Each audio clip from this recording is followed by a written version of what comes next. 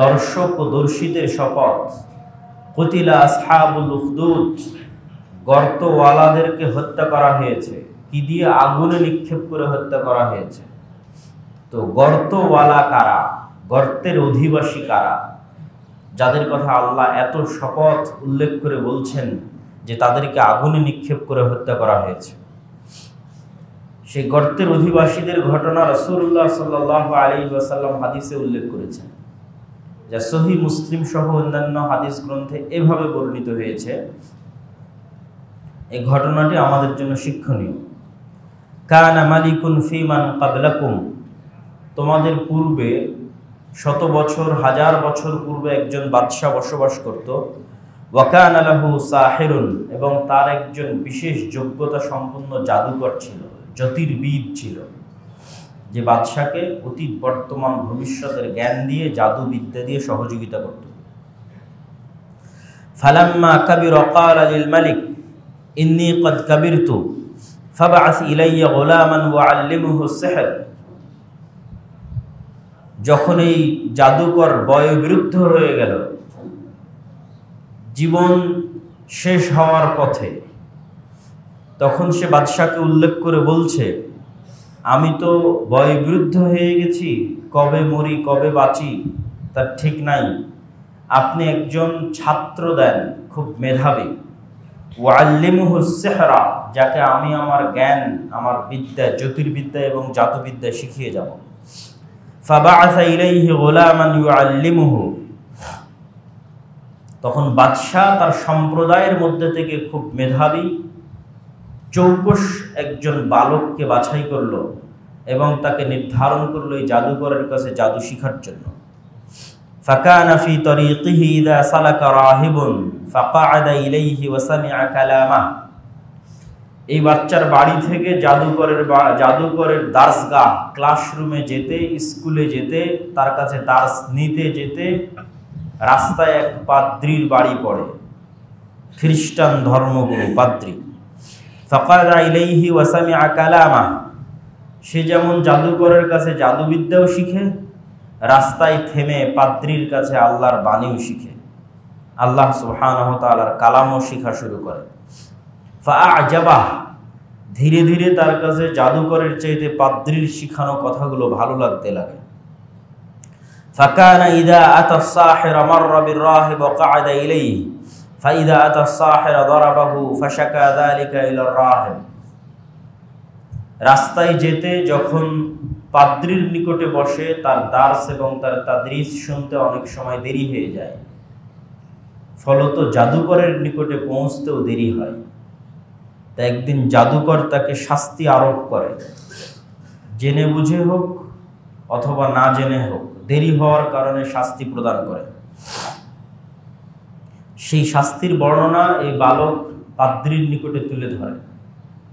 পাদ্রী তাকে বলে, এরপরে যদি তোমার কখনো দেরি হয় তাহলে তাকে বলবা তোমার বাড়ির লোকের কারণে তোমার দেরি হয়েছে, আর যাওয়ার পথে আমার কাছে জ্ঞান অর্জন করতে গিয়ে যদি বাড়িতে পৌঁছতে দেরি হয় তাহলে বাড়ির লোককে বলবা জাদুকরের কাছে দেরি হয়েছে। তথা দুই জায়গার যে জায়গায় দেরি হবে তার আগের জায়গার নাম বলবা, আমার নাম বলবা না যে আমার কাছে দেরি হয়েছে। এভাবেই দিন যায়, রাত যায়। ফাবাইনামা হুয়া কাযালিক ইযা আতা আলা দাব্বাতিন আযীমাতিন ক্বাদ হাবাসাতিন নাস। হঠাৎ একদিন রাস্তায় বিশাল প্রাণী রাস্তা বন্ধ করে পড়ে আছে, মানুষজন এপার থেকে ওপার যেতে পারছে না প্রাণীর ভয়াবহতায়, দুই পারে মানুষজন জমা হয়ে আছে।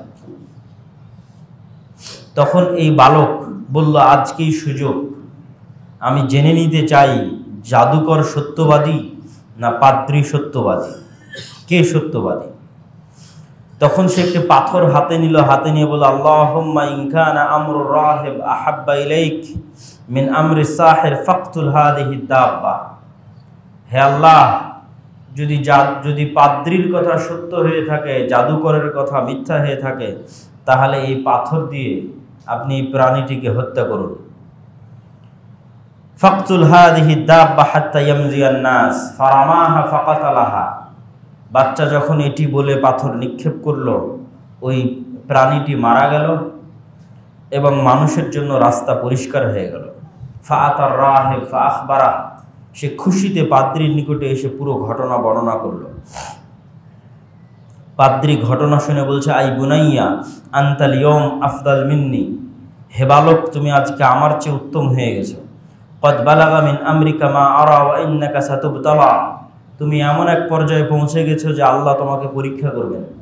ফাইন ইবতুলিতা ফালা তাদুল্লু আলাইয়া, যদি আল্লাহ তোমাকে পরীক্ষা করে তাহলে আমার নাম বলিও না। এই যে এটি হলো আমাদের মূল আলোচ্য বিষয়। পাদ্রী তাকে বলছে যে তুমি এমন এক পর্যায়ে পৌঁছে গেছো যে আল্লাহ সুবহানাহু ওয়া তাআলা তোমাকে পরীক্ষা করবে।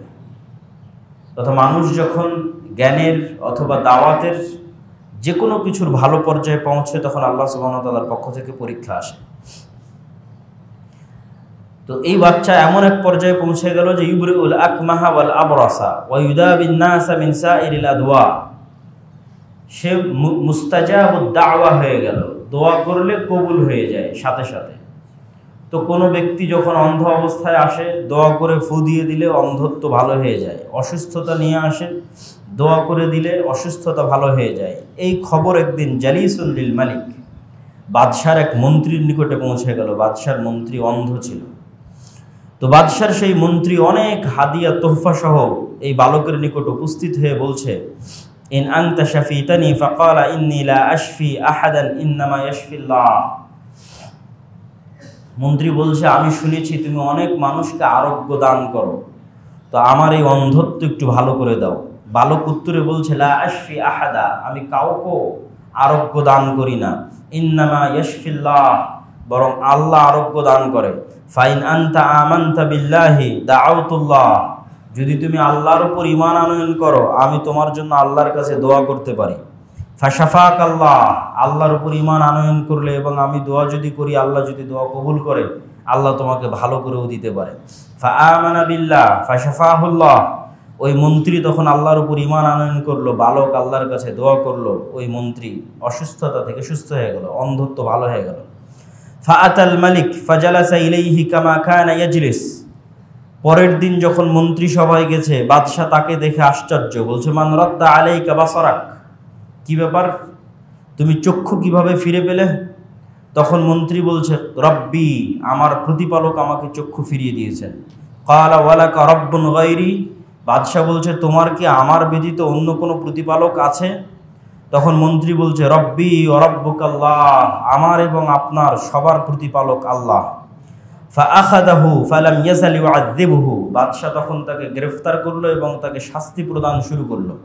হাত্তা দাল্লা আলাল গোলাম, যতক্ষণ না এই মন্ত্রী ওই গোলামের নাম না বলল এবং সে ওই গোলামের নাম বলে দিল যে আমি তার কাছ থেকে দীক্ষা গ্রহণ করেছি। ফাকালা লাহুল মালিক আই বুনাইয়া কদ বালাগা মিন সিহরিক মা তুবরিউল আকমাহ ওয়াল আবরাস ওয়া তাফআল। ফাকালা ইন্নী লা আশফি আহাদান ইন্নামা ইয়াশফিল্লাহ। ফাআখাযাহু ফালাম ইয়াজাল ইউআযযিবুহু হাত্তা দাল্লা আলা রাহিব। তারপর এভাবে শাস্তি দিতে দিতে ওই পাদ্রী পর্যন্ত পৌঁছে গেল বাদশাহ। ফাজিআ বির রাহিব, তারপরে সেই রাহিবকে ডেকে আনা হলো। ফাকিল লাহু ইরজি আন দীনিক, সেই পাদ্রীকে ডেকে আনা হলো। বাদশাহ বলল, তুমি সকল নষ্টের মূল, তদন্তে এটি প্রমাণিত হয়েছে। ইরজি আন দীনিক, তোমার দিন থেকে ফিরে আসো।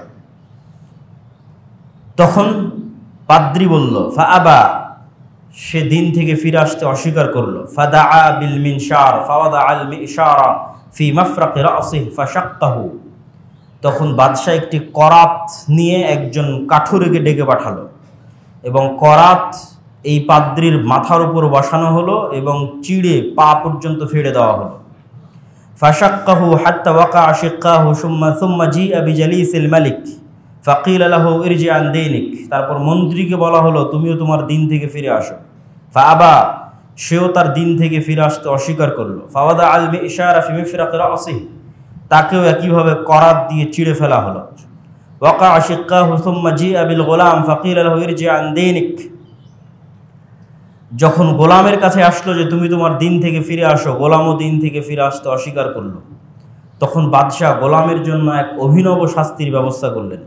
বলেন, ইযহাবু বিহি ইলা জাবাল কাযা ওয়া কাযা ফাসআদু বিহিল জাবাল ফাইদা বালাগতুম যারওয়াতাহ ফাইন রাজা আন দীনিহি ওয়া ইল্লা ফাতরাহু। বাদশাহ তার মন্ত্রী সভাসদ বা কর্মচারী যারা আছে তাদেরকে বলল, এই বালককে নিয়ে তোমরা এই দেশের সর্বোচ্চ পাহাড়ে চলে যাও, সর্বোচ্চ পাহাড়ের চূড়ায় গিয়ে তাকে বলো সে তার দিন থেকে ফিরে আসে কিনা।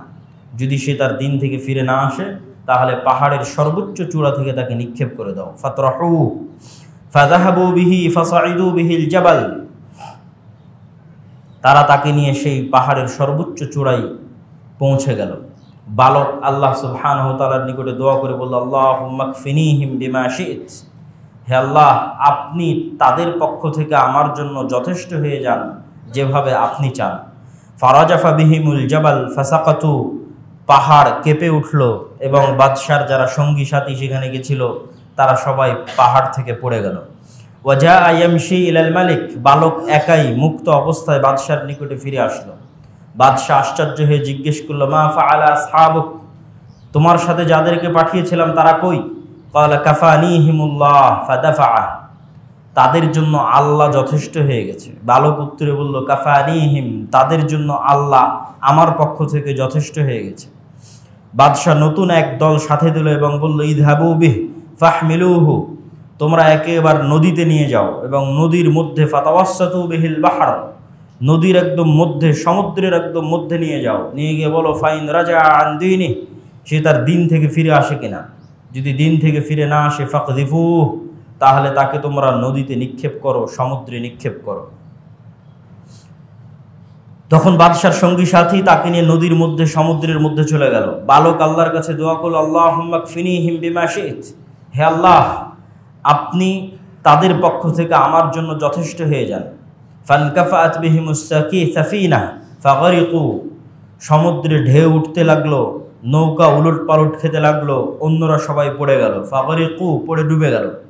ওয়াজা ইয়ামশি ইলাল মালিক। আর এই বালক নিরাপদ অবস্থায়, সুস্থ অবস্থায় একাই বাদশার কাছে ফিরে আসলো।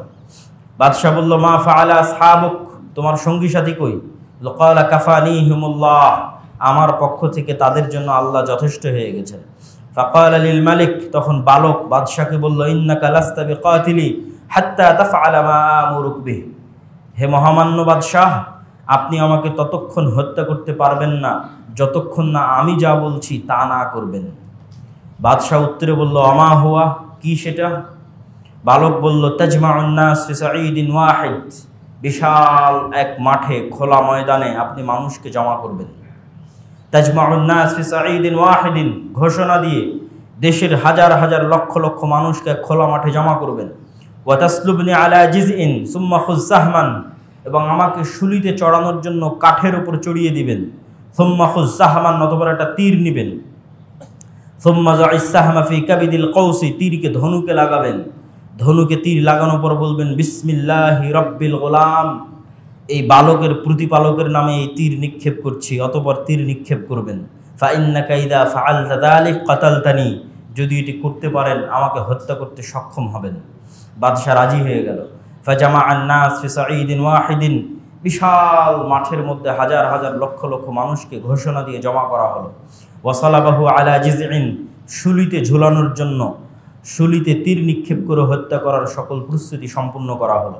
সুম্মা আখাযা সাহমান সুম্মা ওয়াদাআ আস-সাহম ফি কাবিদিল কৌস সুম্মা ক্বালা বিসমিল্লাহি রাব্বিল গোলাম, এবং তীর নিয়ে ধনুকে লাগিয়ে বলা হলো, ওই আল্লাহর নামে এই তীর নিক্ষেপ করছি যে আল্লাহ এই গোলামের প্রতিপালক, রব্বুল গোলাম এই বালকের প্রতিপালক। সুম্মা রামাহু ফাওয়াকা আস-সাহম, তীর নিক্ষেপ করা হলো, তীর বালকের বুকে এসে বিঁধে গেল এবং সে সেখানেই মারা গেল। ফাকালান নাস আমান্না বিরব্বিল গোলাম, উপস্থিত হাজার হাজার লক্ষ লক্ষ মানুষ বলল একসাথে, আমরা এই বালকের প্রতিপালকের প্রতি ঈমান আনয়ন করলাম। আল্লাহ। ফাউতিয়াল মালিক ফাকিলা লাহু আরাআইতা মা কুনতা তাহদার ক্বাদ আল্লাহ নাযালা বিক হাযরাক ক্বাদ আমানান নাস। বাদশা বলল, আমি যে আশঙ্কা করছিলাম, যে আশঙ্কার কারণে এই বালককে হত্যা করলাম, সে আশঙ্কাই তো বাস্তবায়ন হয়ে গেল। মানুষ তো ইসলাম গ্রহণ করে নিল, দিনের উপর, আল্লাহর উপর ঈমান আনয়ন করে নিল।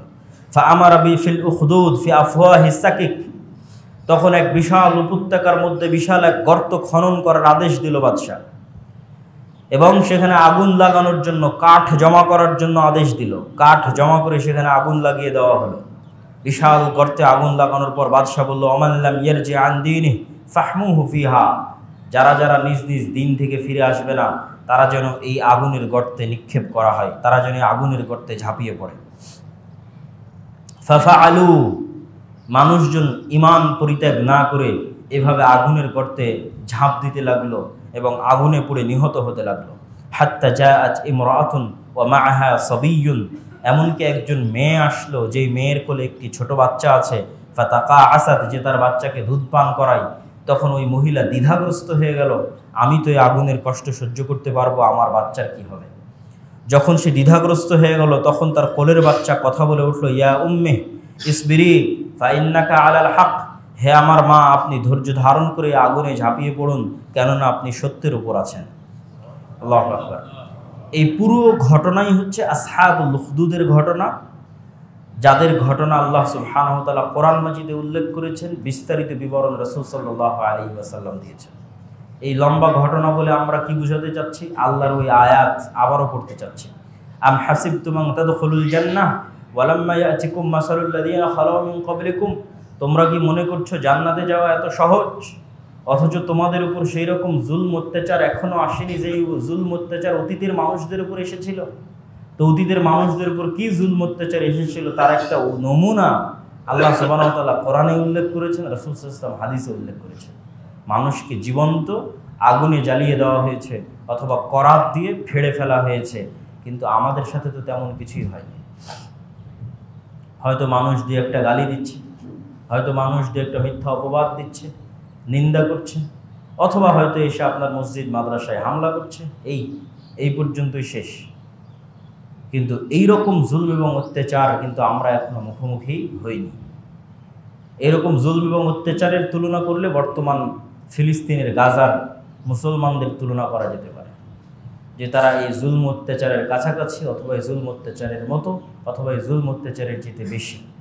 যেটি বলি না কেন, তারা সেই পরীক্ষার মধ্যে দিয়ে অতিক্রম করতেছে। সম্মানিত উপস্থিতি, যখন মানুষ বিপদগ্রস্ত হবে, এইরকম জুলম এবং অত্যাচারের মুখোমুখি হবে, তখন তার আশ্রয়স্থল কোথায়? অনেক সময় দেখবেন বিপদগ্রস্ত হলে আমরা মানুষের কাছে আগে দৌড়াই। বিপদগ্রস্ত হলে আমরা মনে করি যে অমুকের কাছে গেলে, যেমন আগে যখন 16 বছর এক ফ্যাসিজম ক্ষমতায় ছিল, তখন কোনো বিপদগ্রস্ত পড়লে ওই দলের রাজনীতিবিদদের কাছে গিয়ে আশ্রয় নাও, তাদের কাছে এখন ক্ষমতা আছে। অথবা এখন আবার যারা এসেছে, ভবিষ্যতে আবার যারা আসবে, এরকম বিভিন্ন রাজনৈতিক দলের কাছে, বিভিন্ন ব্যক্তির কাছে কিন্তু আমরা আশ্রয় গ্রহণ করার প্রবণতা আমাদের আছে। এবং আমরা মনে করি যদি কোনো না কোনো এরকম কারো আশ্রয় আমরা না থাকি, তাহলে হয়তো আমরা বিপদ থেকে বাঁচতে পারবো না, হয়তো আমরা বিপদগ্রস্ত হয়ে ধ্বংস হয়ে যাব। তো এই যে আল্লাহ সুবহানাহু ওয়া তাআলা ব্যতীত অন্য আর কোনো কিছুর কাছে আশ্রয় খোঁজার প্রবণতা, সেটি ব্যক্তি হোক, সেটি ক্ষমতা হোক, দল হোক, সংগঠন হোক, যেটিই হোক, আর কোনো কিছুর কাছে আশ্রয় খোঁজা বা সেটির প্রতি ভরসা করা, যে ভরসা করলে আমি বেঁচে যাব, সেটি কিন্তু যারা অতীতে আমাদের চলে গেছে, জুলম সহ্য করেছে, তাদের আদর্শের বিপরীত। তাদের আদর্শ হচ্ছে বিশ্বাসগতভাবে আগে আল্লাহর উপরই ভরসা রাখতে হবে। দুনিয়াবী ওসিলা হিসেবে মানুষ যে কোনো ওসিলা অবলম্বন করতে পারে, কিন্তু বিশ্বাসগত মজবুতি আগে থাকতে হবে, যে আমি একাই থাকি, হকের উপর থাকি, আমার সাথে কেউ না থাকুক, আমি হকের উপর থাকি, তো আমার জন্য কে যথেষ্ট? আল্লাহ সুবহানাহু ওয়া তাআলা যথেষ্ট। তো আল্লাহ সুবহানাহু ওয়া তাআলা যে যথেষ্ট, তার কিছু দলিল এবং লজিক আল্লাহ নিজেই কোরআনে তুলে ধরেছেন। সেই লজিকগুলো আমাদের বোঝা দরকার, যে আল্লাহ সুবহানাহু ওয়া তাআলা কেন যথেষ্ট এরকম জুলম এবং অত্যাচারের মুহূর্তে। الذين قال لهم الناس إن الناس قد جمعوا لكم فاخشوهم فزادهم إيمانا وقالوا حسبنا الله ونعم الوكيل। এই ঘটনাটি হচ্ছে উহুদ যুদ্ধের ঘটনা। উহুদ যুদ্ধের ঘটনা হচ্ছে সংক্ষিপ্ত ঘটনা, যে মুসলমানেরা যেই জায়গায় রাসূলুল্লাহ সাল্লাল্লাহু আলাইহি ওয়াসাল্লাম 40 জন তীরন্দাজ নিযুক্ত করেছিলেন, মুসলমানদের বিজয় দেখে তারা গনিমতের মাল জমা করার জন্য সেই জায়গা ছেড়ে দিয়ে যখন গনিমতের মাল জমা করতে যায়, তখন খালিদ বিন ওয়ালিদ পিছন দিক থেকে এসে আক্রমণ করে। খালিদ বিন ওয়ালিদের পেছন দিকের আক্রমণ এবং সামনের দিক থেকে যে কাফের মুশরিকরা পালাচ্ছিল, তারা যখন দেখে পিছন দিক থেকে খালিদ বিন ওয়ালিদ এসেছিলেন, তারাও ঘুরে দাঁড়ায়। তারাও যখন ঘুরে দাঁড়ায় তখন দুই বাহিনীর মধ্যে পড়ে যায় মুসলমানেরা। ফলত এক চরম বিপদ তাদের সামনে এসে দাঁড়ায়। সেই বিপদ থেকে বাঁচার জন্য তারা ধীরে ধীরে পাহাড়ের দিকে উঠতে থাকে, পাহাড়ের দিকে আশ্রয় নিতে থাকে। এবং মুহাম্মদ সাল্লাল্লাহু আলাইহি ওয়াসাল্লামকেও সাহাবীরা ভয়ঙ্করভাবে গার্ড দিয়ে তাকেও ধীরে ধীরে ধীরে ধীরে পাহাড়ের দিকে নিয়ে যেতে থাকে। তো অনেক সাহাবী মারা যায়, অনেক সাহাবী আহত হয়, রাসূল সাল্লাল্লাহু আলাইহি ওয়াসাল্লামকে নিরাপত্তা দিতে গিয়েও আহত হয়। এরকম হত বিহব্বল পরিস্থিতিতে যখন পাহাড়ের অনেক উপরে চলে গেছে, তখন নিচে থেকে জাস্ট হয়তো তীর নিক্ষেপ করা যাচ্ছে, কিন্তু তীর সরাসরি আপনি পাহাড়ের আড়ালে আশ্রয় নিলে সরাসরি গিয়ে লাগবে না। আর তরবারি নিক্ষেপ করার তো তখন কোনো রাস্তাও নাই, তখন চলতেছে মুখের যুদ্ধ। মুখের পাহাড় থেকে চিল্লানো হচ্ছে, নিচে থেকে চিল্লানো হচ্ছে। তো নিচে থেকে চিল্লিয়ে মক্কার কাফের মুশরিকরা বলছে যে আল্লাযীনা ক্বালা লাহুমুন নাস ইন্নান নাসা ক্বাদ জামাউ লাকুম, বলছে আমরা আরো বড় সৈন্য সামন্ত মক্কা থেকে নিয়ে এসে জমা করতেছি, তোমরা কোথায় যাবা দেখতেছি, কেমনে তোমরা আশ্রয় নেবা দেখতেছি, আরো এরকম শত শত মানুষ আসতেছে মক্কা থেকে তোমাদেরকে ধরার জন্য। তো এটা নিচ থেকে চিল্লানো হচ্ছে। তো এই নিচ থেকে চিল্লিয়ে যে তারা ভয় দেখাচ্ছে সাহাবীদেরকে, তো আল্লাহ সুবহানাহু ওয়া তাআলা কোরআন মাজিদে বলছে ফাযাদাহুম ঈমানা, এই ভয় দেখানোতে সাহাবীদের ঈমান আরো বেড়ে গেল। তারা তখন বলছে হাসবুনাল্লাহ ওয়া নি'মাল ওয়াকিল, আমাদের জন্য সাহায্যকারী হিসেবে জনসংখ্যা, মানুষজন, অস্ত্রপাতি, তরবারি এগুলো নয়, হাসবুনাল্লাহ, আমাদের জন্য কে যথেষ্ট? আল্লাহ যথেষ্ট। ওয়া নি'মাল ওয়াকিল, এবং আমাদের প্রকৃত এবং উত্তম অভিভাবক, দায়িত্বশীল হচ্ছেন আল্লাহ সুবহানাহু ওয়া তাআলা। ওয়াকিল শব্দের অর্থ হচ্ছে দায়িত্বশীল, শাব্দিক অর্থ। আমরা যখন কোনো মামলা লড়ি আদালতে, তখন আপনি নিজেও কিন্তু সেই মামলা লড়ার অধিকার রাখেন, যে আসামি সে নিজেই তার মামলা মুভ করতে পারে, কেউ বাধা দিবে না আপনাকে। কিন্তু যেহেতু আইন কানুনের ফাঁক ফোকর আমরা জানি না, এই জন্য আমরা আমার মামলা লড়ার দায়িত্ব একজন উকিলকে দিই, যে ভাই তুমি আমার স্থলাভিষিক্ত, তুমি আমার মামলাটা আমার হয়ে আদালতে লড়াই করবা। তাহলে আমার জেল জুলুম, আমার মুক্তির পুরো দায় দায়িত্বটা আমি নিশ্চিন্তভাবে কার উপর দিয়ে দিচ্ছি? উকিলের উপর দিয়ে দিচ্ছি। তো এই দায়িত্ব প্রদানটাকেই বলা হয় ভরসা। তো আল্লাহ সুবহানাহু ওয়া তাআলা কোরআন মাজিদে একদম এভাবেই তার জন্য তিনি শব্দ প্রয়োগ করেছেন, এইভাবেই যে তোমরা আল্লাহ সুবহানাহু ওয়া তাআলাকে দায়িত্বশীল হিসেবে গ্রহণ করো। আল্লাহ সুবহানাহু ওয়া তাআলা কোরআন মাজিদে বলেন রব্বুল মাশরিকি ওয়াল মাগরিব লা ইলাহা ইল্লাহু ফাত্তাখিযহু ওয়াকিলা, পূর্ব এবং পশ্চিমের প্রতিপালক যিনি, যিনি ব্যতীত ইবাদতের যোগ্য কেউ নাই, ফাত্তাখিযহু ওয়াকিলা, তোমাদের যদি কাউকে দায়িত্ব দেওয়ার প্রয়োজন হয় তাহলে তোমরা তাকেই দায়িত্ব প্রদান করো। তো দায়িত্ব প্রদান করার বিষয়টা কেমন একটু উদাহরণ দিয়ে বললে আপনাদের জন্য আরো স্পষ্ট হবে, তাহলে আল্লাহর উপর ভরসার বাস্তবতাটা কি সেটাও স্পষ্ট হবে। ধরেন আপনি এখন মারা যাচ্ছেন, আপনি কোনো দুরারোগ্য ব্যাধিতে আক্রান্ত, হয়তো ক্যান্সারে আক্রান্ত, 1-2 মাস পর মারা যাবেন। তখন আপনি আপনার ভাইকে বলতেছেন, ভাই আমার তো ছোট ছোট ছেলে মেয়ে আছে, তো তোমাকে আমি আমার ছেলে মেয়ের দায়িত্ব দিয়ে গেলাম, তুমি একটু দেখে শুনে রাখি। এ হলো দায়িত্ব দেওয়া, মানে আপনার অনুপস্থিতিতে আপনার ছেলে মেয়েকে দেখাশোনার দায়িত্ব আপনি তার উপর দিচ্ছেন। মানুষ বলে যে মানুষের কথোপকথনে বলে যে উপরে আল্লাহর নিচে তোমার হিল্লাই দিয়ে দিলাম, মানে তোমার দায়িত্বে দিয়ে দিলাম। তখন আপনি যে আপনার ভাইয়ের দায়িত্বে দিয়ে দিচ্ছেন, এই যে দায়িত্ব, আল্লাহ সুবহানাহু ওয়া তাআলা বলতেছে এই দায়িত্বটা তোমরা আমার উপর দাও। এই জিনিসটা অনুভব করতে হবে যে দায়িত্বটা মানে কি। ঠিক এভাবেই আল্লাহ বলতেছে যে এই দায়িত্বটা তোমরা আগে আমার উপর দাও। ধরেন আপনি বাড়ি থেকে বের হয়ে যাচ্ছেন, বাড়ি ঘর তালা মেরে দিয়ে বের হয়ে যাচ্ছেন, তো আপনি আগে এই বাড়ি দেখাশোনার দায়িত্ব দারোয়ানের উপর দিবেন, না বাড়িতে কোনো আত্মীয় স্বজনের উপর দিবেন, না এটার দায়িত্ব আগে কার উপর দিবেন? আল্লাহর উপর দিবেন। আল্লাহ এইটা বলতেছে যে তোমরা আগে আমার উপর দায়িত্ব দাও, আমাকে দায়িত্বশীল হিসেবে গ্রহণ করো। তোমাদের যে কোনো কাজের দায়িত্বশীল হিসেবে তোমরা কাকে গ্রহণ করতে পারো? আল্লাহকে গ্রহণ করতে পারো। ফাত্তাখিযহু ওয়াকিলা, তার উপর দায়িত্ব দাও। কেন তার উপর দায়িত্ব দিবা, তার অনেক লজিক আল্লাহ সুবহানাহু ওয়া তাআলা কোরআনে উল্লেখ করেছে বিভিন্ন আয়াতে। তার দুই একটা আয়াত আমি আপনাদের সামনে তুলে ধরি যে কেন আপনি আল্লাহ সুবহানাহু ওয়া তাআলাকে দায়িত্বশীল হিসেবে তাকে দায়িত্ব দিবেন।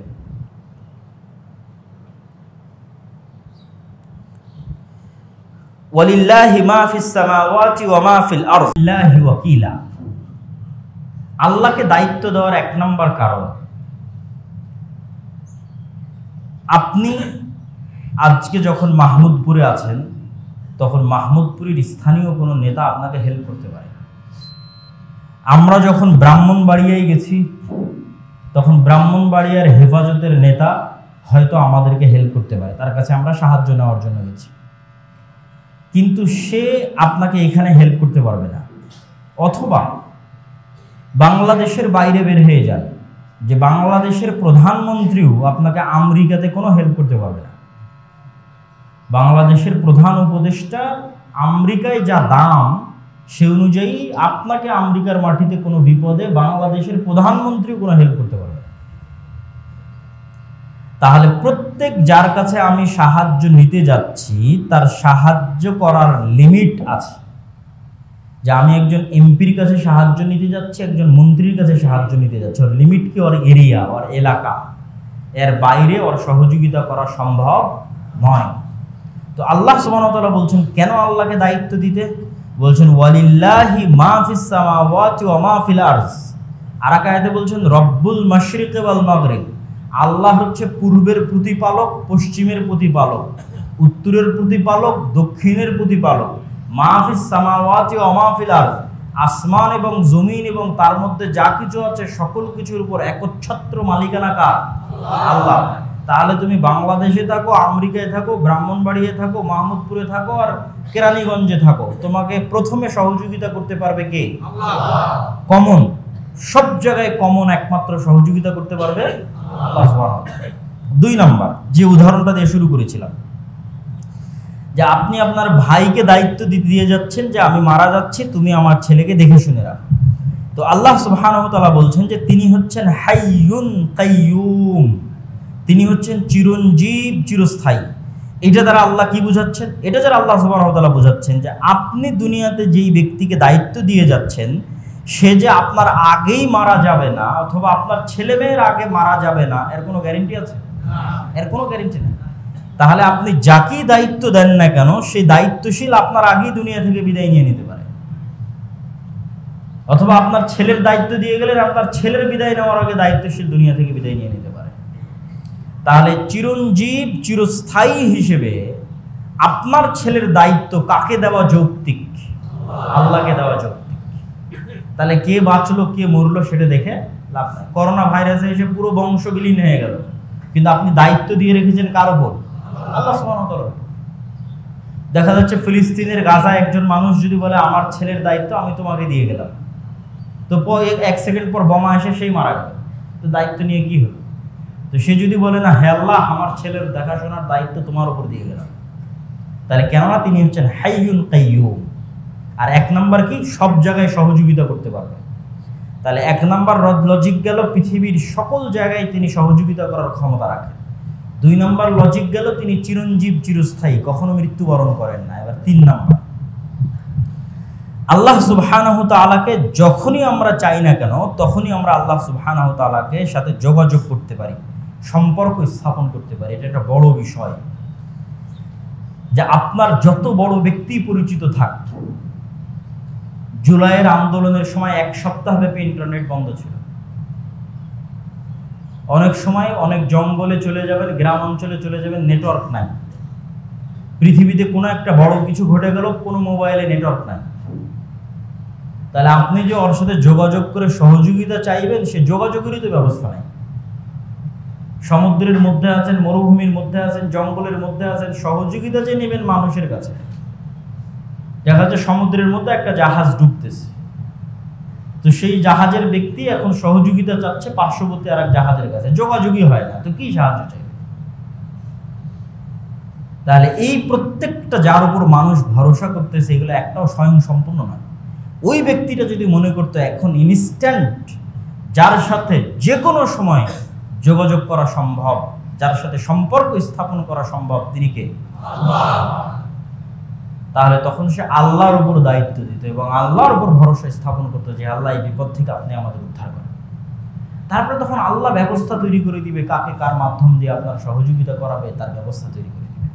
তো এই তিনটা বড় বড় লজিক, যে লজিকগুলো আল্লাহ সুবহানাহু ওয়া তাআলা নিজে কোরআন মাজিদে তুলে ধরেছেন এবং বারবার আল্লাহ বলতে থেকেছেন যে ওয়াকাফা বিল্লাহি ওয়াকিলা, দায়িত্বশীল হিসেবে আল্লাহ সুবহানাহু ওয়া তাআলা যথেষ্ট। ওয়াকাফা বিরাব্বিকা ওয়াকিলা, দায়িত্বশীল হিসেবে আপনার প্রতিপালক যথেষ্ট। আল্লাহু খালিকু কুল্লি শাইইন ওয়া হুয়া আলা কুল্লি শাইইন ওয়াকিল, আল্লাহ সুবহানাহু ওয়া তাআলা সকল কিছুর দায়িত্বশীল হিসেবে যথেষ্ট। এবং আরো অসংখ্য আয়াতে আল্লাহ সুবহানাহু ওয়া তাআলা তার উপর ভরসা করার আদেশ দিয়েছেন। ওয়া আলাল্লাহি ফালিয়াতাওয়াক্কালিল মুমিনুন, মুমিনেরা আল্লাহর উপরই ভরসা করে। ফাকুল হাসবিয়াল্লাহ লা ইলাহা ইল্লাহু আলাইহি তাওয়াক্কালতু ওয়া হুয়া রাব্বুল আরশিল আযীম, আমার জন্য আল্লাহই যথেষ্ট, আমি আল্লাহর উপরই ভরসা স্থাপন করি, তিনি আরশে আযীমের মালিক। ইন্নী তাওয়াক্কালতু আলাল্লাহ রাব্বি ওয়া রাব্বুকুম, আমি আমার এবং তোমাদের প্রতিপালক আল্লাহর উপর ভরসা করি। তাওয়াক্কালতু আলাইহি ফালাতাওয়াক্কালিল মুতাওয়াক্কিলুন, আল্লাহ সুবহানাহু ওয়া তাআলার উপরই মুমিনগণ ভরসা স্থাপন করে থাকেন। এরকম অসংখ্য আয়াতে আল্লাহ সুবহানাহু ওয়া তাআলা তার নিজের উপর তারপর ভরসা করার আদেশ এবং আহ্বান দিয়েছেন। সম্মানিত উপস্থিতি, তাহলে আমাদের এই আলোচনার দ্বিতীয় অংশ থেকে আমরা যেটি বুঝাতে চাইলাম, আমাদের আলোচনার প্রথম অংশ ছিল দাওয়াতি কাজ করলে বাধা বিপত্তি, জুলম, অত্যাচার, নিন্দা, অপবাদ আসবেই। তো আমাদের উপর অতীতের উম্মতের মতো এখনো আসেনি, সুতরাং মানসিকভাবে প্রস্তুত থাকতে হবে আসার জন্য, ওই পরীক্ষায় উত্তীর্ণ হওয়ার জন্য। 2 নম্বর, পরীক্ষায় উত্তীর্ণ হওয়ার 1 নম্বর শর্তই হচ্ছে বিপদ আপদে মানুষের উপর ভরসা করবেন না আল্লাহর উপর ভরসা করবেন? বিপদ আপদে 1 নম্বর ভরসা হবে আল্লাহ সুবহানাহু ওয়া তাআলার উপর। ওসিলা হিসেবে মানুষ চেষ্টা করবে তার সাধ্য অনুযায়ী, সেটা ভিন্ন, কিন্তু কোনো ব্যক্তির উপর, কোনো রাজনৈতিক নেতার উপর, কোনো দলের উপর, কোনো কিছুর উপর ভরসা হবে সেটি না, আল্লাহর উপর ভরসা হবে। 3 নম্বর পরীক্ষা হচ্ছে যখন আপনি দাওয়াতি কাজ করবেন, এই দাওয়াতি কাজের বরকতকে অব্যাহত রাখার জন্য আপনাকে এতটুকু মনে রাখতে হবে যে বহিরাগত জুলম দিয়ে কোনোদিন সত্যকে ধামাচাপা দেওয়া যায়নি, বহিরাগত জুলম দিয়ে কখনো মুসলমানদের ক্ষতি করা যায়নি, কোনোদিন না, অতীতেও কোনোদিন হয়নি, আজও হবে না, ভবিষ্যতেও হবে না। মুসলমানদের সব সময় ক্ষতি হয়েছে তাদের অভ্যন্তরীণ কোন্দল আর দ্বন্দ্বের কারণে। মুসলমানদের সব সময় ক্ষতি হয়েছে তাদের নিজের মারামারির কারণে, নিজের কামড়াকামড়ির কারণে। এই নিজের মারামারি এবং কামড়াকামড়িটা আসে সত্যবাদিতা, ন্যায়পরায়ণতা এবং আমানতদারিতার অভাবের কারণে। এই জন্য যারাই মসজিদ প্রতিষ্ঠা করেন, মাদ্রাসা প্রতিষ্ঠা করেন, দাওয়াতি কাজ করেন, তারা যদি মনে করেন আমি নিজে, আপনারা যে অবস্থায় আছি কেন, যদি মনে করেন যে আপনার এই কাজের বরকতটা ধরে রাখতে হবে, তাহলে এতটুকু নিশ্চিত থাকেন বাহিরের কেউ আপনার এই কাজের বরকত জুলম দিয়ে ছিনিয়ে নিতে পারবে না, বরং জুলম যত বাড়বে আপনার পা তত মজবুত হবে, আপনার পা পৃথিবীতে তত মজবুত হবে, আপনার দাওয়াত তত শক্তিশালী হবে।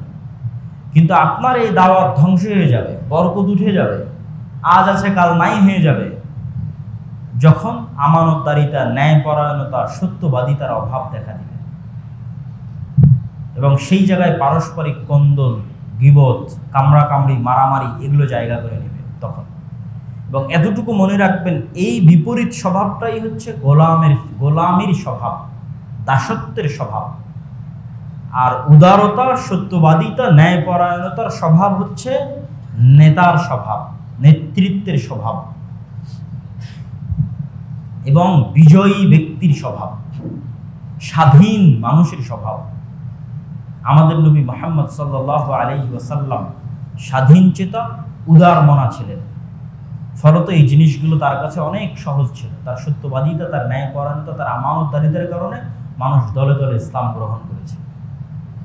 একটা ছোট্ট ঘটনা সংক্ষিপ্ত আকারে শুধু আল্লাহর নবীর এটির উপর বলে বক্তব্যের শেষের দিকে চলে যাব।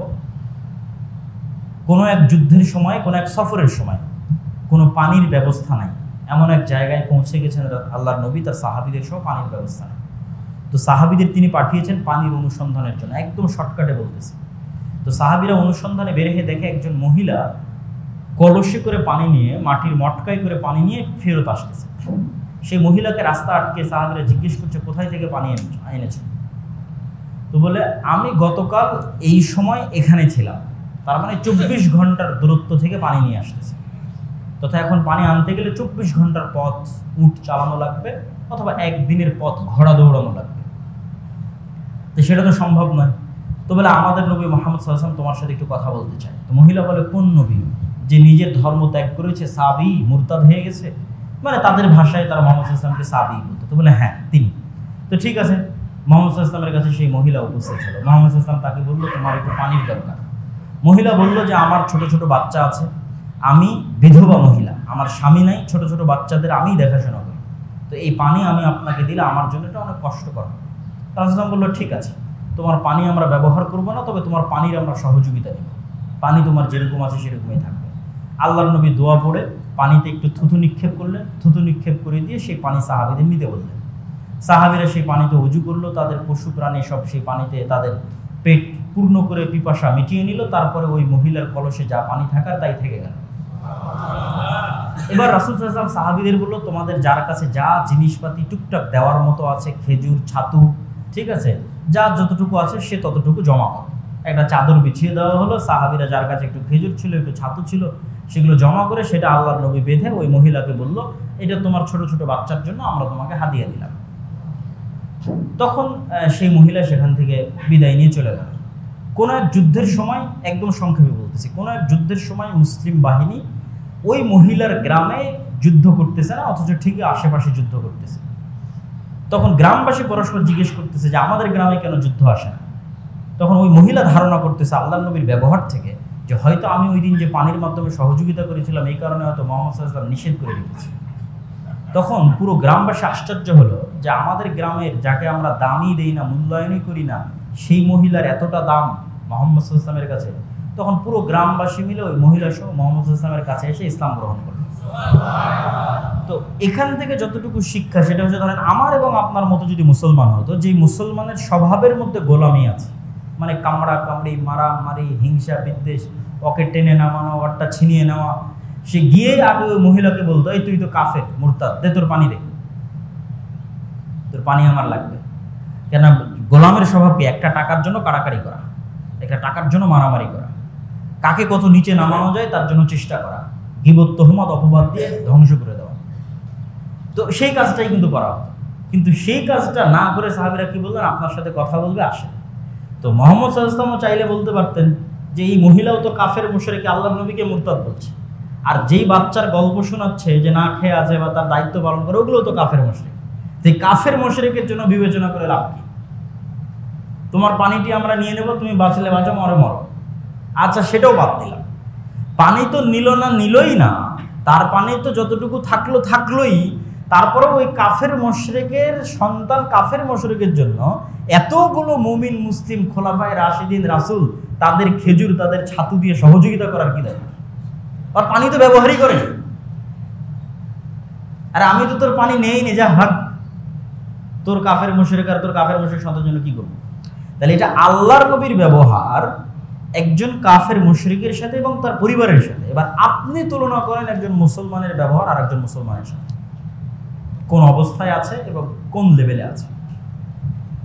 এটাই হচ্ছে আমাদের ধ্বংসের আলামত। এবং আমি এটাকে আমার বহু বক্তব্যে বলেছি, এটাকে বলা হয় গোলামির চিহ্ন, গোলামির আলামত। আমাদেরকে আত্মমর্যাদা সম্পন্ন, স্বাধীন, উদার মনের নেতৃত্বের গুণাবলী সম্পন্ন হতে হবে।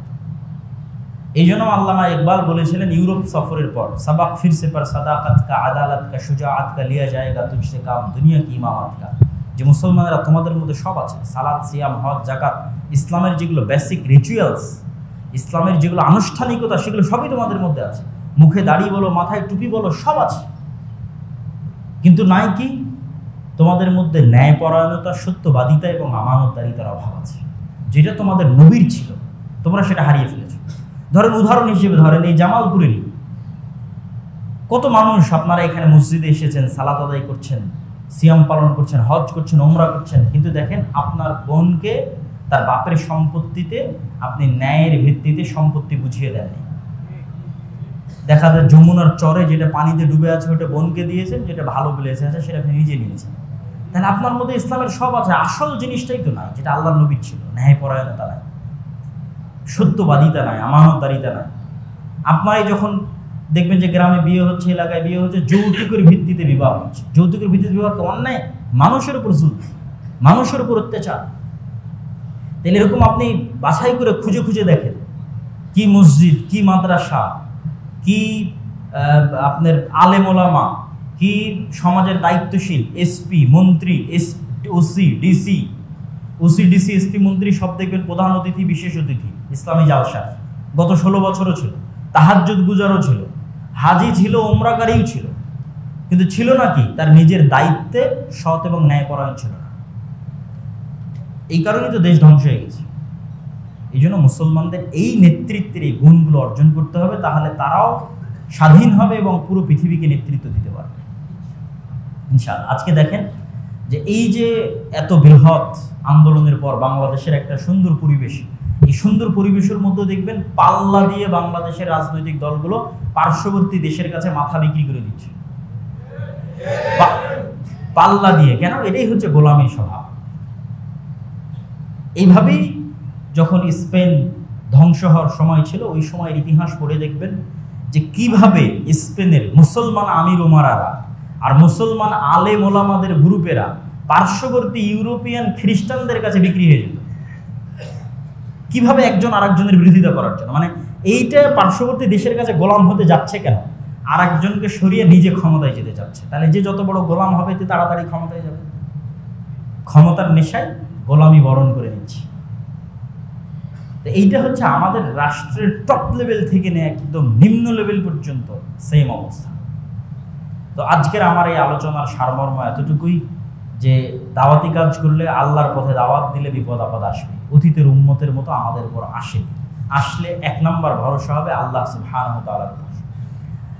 কোনো মানুষের উপর নয়, কোনো ব্যক্তির উপর নয়, কোনো কিছুর উপর নয়, কোনো রাজনৈতিক দলের উপর নয়, কোনো কিছুর উপর নয়। সহযোগিতা নিব, কিন্তু ভরসা থাকবে আল্লাহর উপর, যাতে আদর্শে কম্প্রোমাইজ না করতে হয়। যখনই কোনো ব্যক্তি দলের উপর ভরসা করবেন, দেখবেন আপনি আদর্শে কম্প্রোমাইজ করেছেন বাঁচার জন্য। আর যখন ভরসা আল্লাহর উপর, সহযোগিতা করলে করবে, না করলে এভাবে মারা যাবে। যেভাবে আপনাদের সামনে ঘটনা তুলে ধরলাম পালক এবং অত্র অঞ্চলের মানুষের। 3 নম্বর কি, আপনার দাওয়াতি কাজ কোনো কারণেই বাধাগ্রস্ত হবে না যদি আপনি সত্যবাদী, আমানতদার, ন্যায়পরায়ণ অবস্থায় উদার মন নিয়ে সকলের কল্যাণকামী হয়ে দাওয়াতি কাজ করেন। তাহলে রাসূল সাল্লাল্লাহু আলাইহি ওয়াসাল্লামের ব্যবহার যেমন একটা উদাহরণ দিলাম, ওই রকমের পর্যায়ে যদি থাকতে পারে, তাহলে ওই যে মানুষ দলে দলে দিনে প্রবেশ করবে, দলে দলে মানুষ ইসলাম গ্রহণ করবে। এখন দলে দলে করে না কেন? চারিত্রিকভাবে মুসলমানদের ওই চরিত্রটা নাই। আর বক্তব্যের শেষে আমাদের দীর্ঘ দাওয়াতি সফরের মধ্যে আমরা আজকে আপনাদের এখানে এসেছি। বক্তব্যের শেষে এতটুকু আহ্বান জানাবো যে আমাদের যে দাওয়াতি কাজগুলো আছে, সেই দাওয়াতি কাজগুলো গঠনমূলক দাওয়াতি কাজ বলে আমি মনে করি। এই দাওয়াতি কাজগুলোর সাথে শিক্ষা জড়িত, অন্য কিছু নয়। যেমন দাওয়া ইলাল্লাহর মাধ্যমে আমাদের যে মক্তব কার্যক্রম চলে, এটি শিক্ষা কেন্দ্রিক। সেটা যে মক্তবই হোক, যে মসজিদই হোক, কি হানাফি কি আহলে হাদিস, মুসলমানের সন্তানকে কোরআন শিখাতে হবে, দিন শিখাতে হবে। এটা হলো কাজ। কয়জন মুসলমানের সন্তানকে? 100% মুসলমানের সন্তানকে। আমরা যেটা আমাদের মোটো, ঘোষণা বা স্লোগান, সেটা হচ্ছে 100% মুসলমানের সন্তানকে দিন শিখাতে হবে। তার জন্য মাদ্রাসা দিয়ে হবে না, মসজিদে মক্তব শক্তিশালী করতে হবে। তো আমি আমার অধীনে সব চালাবো এমনটা নয়, কিন্তু এই কথা বলতে বলতে আরও 1000 মানুষ মক্তব চালু করবে, তারাও মক্তবের সম্পর্কে যত্ন নেবে। তখন এভাবেই 100% মুসলমান দিন শিখবে, কোরআন শিখবে। তবে আলহামদুলিল্লাহ আমরা প্রায় 300-র অধিক মসজিদ সফর করেছি মক্তব কেন্দ্রিক। তারপরে মক্তবের সিলেবাস তৈরি করেছি, 500-র অধিক মক্তবের শিক্ষককে ট্রেনিং দিয়েছি, যাদের যাতায়াত খরচ আমরাই বহন করি। এবং এই সমস্ত মক্তবের সকল ছাত্রের যে পড়ার বই, সেটিও আমরাই সাপ্লাই দিয়েছি আলহামদুলিল্লাহ। এবং রমজান মাসে তাদেরকে ন্যূনতম হাদিয়া যতটুকু আমাদের পক্ষে দেওয়া সম্ভব হয়েছে, আল্লাহ ব্যবস্থা করে দিয়েছে আমাদের দিনী ভাইদের মাধ্যমে, সেটা আমরা পৌঁছে দিয়েছি। এখনও আমাদের মক্তবের ট্রেনিং কার্যক্রম জামিয়া সালাফিয়া রাঙ্গিপাড়া বাবা রাজশাহীতে চলমান। আর দ্বিতীয় আরেকটি হচ্ছে আল জামিয়া সালাফিয়ার সাথে শিক্ষা প্রতিষ্ঠানের অধিভুক্তি। জামিয়া সালাফিয়া যেহেতু বাংলাদেশের একটি ব্যতিক্রম প্রতিষ্ঠান, যেখানে দেশ বিদেশের শিক্ষকগণ সবসময়ই থাকেন, বাংলাদেশ ইনভেস্টমেন্ট ডেভেলপমেন্ট অথরিটির অনুমোদন নিয়ে 4-5 জন বিদেশি শিক্ষক সবসময় থাকে। তাদের তদারকিতে আমাদের সিলেবাস, আমাদের পরীক্ষা, আমাদের ফতোয়া বোর্ড যেটা মাসিক আল ইতিসাম সেগুলো নির্ধারণ হয়। এবং সৌদি আরবের মদিনা ইসলামী বিশ্ববিদ্যালয় সহ বিভিন্ন বিশ্ববিদ্যালয় থেকে শিক্ষকগণ আসতেই থাকেন। গত 1 বছরে 12 জনের অধিক শিক্ষক এসেছেন। পুরো রমজান মাস একজন থেকেছেন। এই কিছুদিন পূর্বে 1 সপ্তাহ পূর্বে একজন 3 দিন থেকে গেলেন। তো এরকম একটি দেশের অন্যতম মানসম্মত শিক্ষা প্রতিষ্ঠান থেকে আমরা চাই দেশের অন্যান্য শিক্ষা প্রতিষ্ঠানগুলো উপকার নিক, শক্তিশালী হোক, জ্ঞানের দিক থেকে, একাডেমিক দিক থেকে। সেটিকে ভিত্তি করে মূলত আমার চলমান সফরগুলো অব্যাহত আছে। সেটিকেও আপনারা মূল্যায়ন করার চেষ্টা করবেন।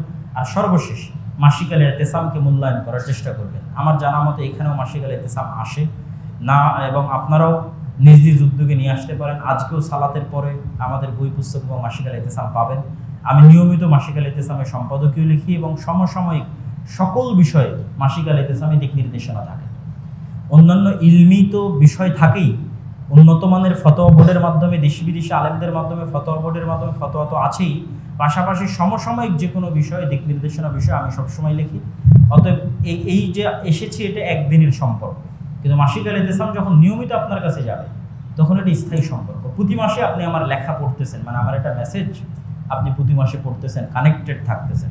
তো আপনাদের প্রতি এই উদাত্ত আহ্বান রেখে সবাইকে ঐক্যবদ্ধভাবে পারস্পরিক ভ্রাতৃত্ব বজায় রেখে সত্যবাদিতা, ন্যায়পরায়ণতা, আমানতদারিতার সাথে নির্ভয়ে আল্লাহর উপর ভরসা করে দাওয়াতি কাজ চালিয়ে যাওয়ার উদাত্ত আহ্বান জানিয়ে আমরা আল্লাহ সুবহানাহু ওয়া তাআলার নিকটে বলতে চাই যে আল্লাহ সুবহানাহু ওয়া তাআলা আমাদের এই কার্যক্রমগুলোকে কবুল করুক। আল্লাহুম্মা আমিন। যারা এই মসজিদ তৈরি করছেন, এই মসজিদ তৈরিতে আপনারা সহযোগিতা করবেন। দান অত্যন্ত শক্তিশালী ইবাদত, যেই শক্তিশালী ইবাদত কিয়ামতের মাঠে কাজে দিবে। যেমন দুনিয়াতে টাকা দিয়ে বাঁচা যায়, কিয়ামতের মাঠেও টাকা দিয়ে বাঁচা যাবে। দুনিয়াতে কিভাবে টাকা দিয়ে বাঁচা যায়? রমজানে যদি দিনের বেলায় স্ত্রীর কাছে যান তাহলে আল্লাহ বলেছেন একজন গোলাম আজাদ করতে হবে অথবা 60 জন মিসকিনকে খাওয়াতে হবে।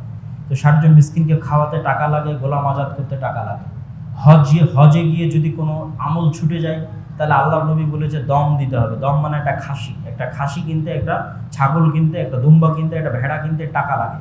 তো দুনিয়াতেই বিভিন্ন ইবাদতের বিভিন্ন ভুলের কাফফারা টাকা দিয়ে আদায় হয়, তার বিধান আছে। অসংখ্য গুনাহের কাফফারা দুনিয়াতে টাকা দিয়ে আদায় করার ব্যবস্থা আছে। এই একই সিস্টেম কিয়ামতের মাঠে থাকবে, কিন্তু কিয়ামতের মাঠে নতুন করে টাকা পাওয়া যাবে না। দুনিয়াতে যারা টাকা আল্লাহর রাস্তায় দান করে গেছে তার সেই টাকা কিয়ামতের মাঠে এরকম কেউ এসে বলবে ও আমার নামে গীবত করেছে, ওই টাকার দান থেকে কেটে দেওয়া হবে। কেউ এসে বলবে যে তুমি তো এই ইবাদত ঠিকঠাক মতো করনি, তখন ওই দান থেকে সেটা পূর্ণ করে দেওয়া হবে। যে কোনো ইবাদত, যে কোনো গুনাহ সেটাকে ট্যাকেল দিতে পারে এরকম পাওয়ারফুল ইবাদত হচ্ছে দান। এরকম পাওয়ার ক্ষমতা আল্লাহ টাকার মধ্যে দিয়ে রেখেছে।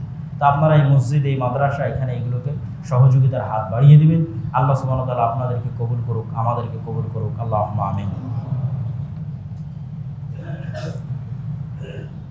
আলহামদুলিল্লাহ ওয়াহদাহু ওয়াসসালাতু ওয়াসসালামু আলা মান লা নাবিয়্যা বা'দাহু। ইয়া আইয়ুহাল্লাযীনা আমানু সাল্লু আলাইহি ওয়া সাল্লিমু তাসলিমা। আল্লাহুম্মা সাল্লি আলা মুহাম্মাদ ওয়া আলা আলি মুহাম্মাদ কামা সাল্লাইতা আলা ইব্রাহিম ওয়া আলা আলি ইব্রাহিম ইন্নাকা হামিদুম মাজিদ।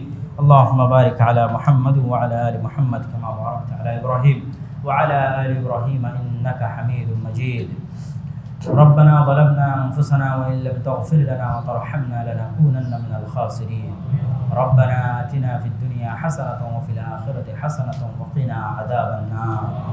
رب ارحمهما كما ربياني صغيرا. رب ارحمهما كما ربياني صغيرا. رب ارحمهما كما ربياني صغيرا. اللهم